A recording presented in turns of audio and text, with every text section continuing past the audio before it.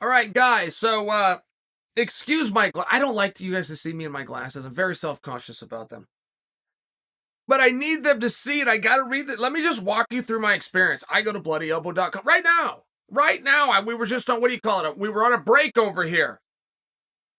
A little cup of coffee next to me. I'm taking my break. I go to bloodyelbow.com. A face pops up. I don't know the guy. It's always condescending when you say, I don't even know who this is.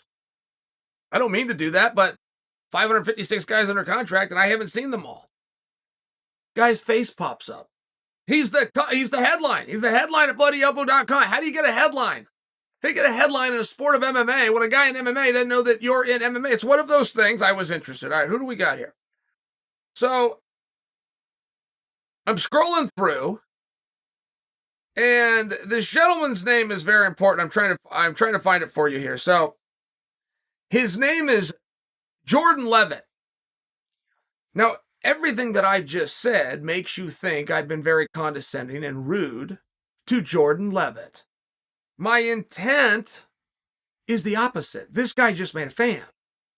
I want you to know who he is because I now know who he is, and I'm a fan. So Jordan Levitt is apparently going to be fighting Paddy Pimblett next.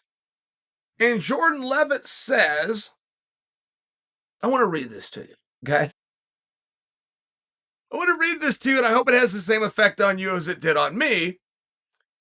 Jordan speaking honestly, I was a bit offended because this guy has been picking very easy fights, Levitt told the schmo. I'm like, I must have looked really bad in my last fight for him to have picked me. I'm flattered, but I'm a little bit offended. I'm also excited. I think I'm excited because the audience is going to get quite quiet when I finish him. They're probably going to riot when I twerk on him. Does it matter what he says next? Do I have to finish this? Does it even matter? He said he's going to twerk on him. I haven't seen the twerk in a long time. I know what the twerk is, and it used to be a phenomenon that was going around the world, and it has something to do with a dance move where you're kind of shaking your booty and you lower it, and he said he's going to twerk on him. Is Levitt known for twerking? Like, we got that big guy. We got that big guy in the heavyweight division that dances. But everybody wants to see him dance. It's like one of the great parts of the evening when this dude dances and then never stops. And not only does he got the body and he's got the moves, but he's got the facial expression. He's like the most charismatic guy. That dude versus Tai Tuivasa would do insane numbers. Not to mention, that's actually a really good fight. But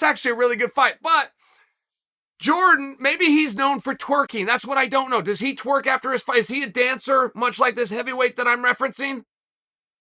Or did he just out of nowhere proclaim that he's going to lay Paddy out cold and then he can drop down and twerk on him? I don't know the backstory. I'm into it. I didn't know Paddy was booked to fight.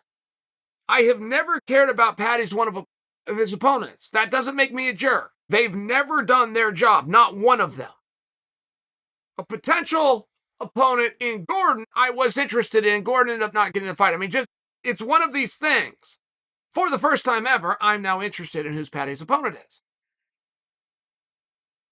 He says he's going to leave him unconscious, and then he's going to twerk on him. Like, if there's any reason to watch a fight in the history of being a fan of this industry, Jordan just gave it to you.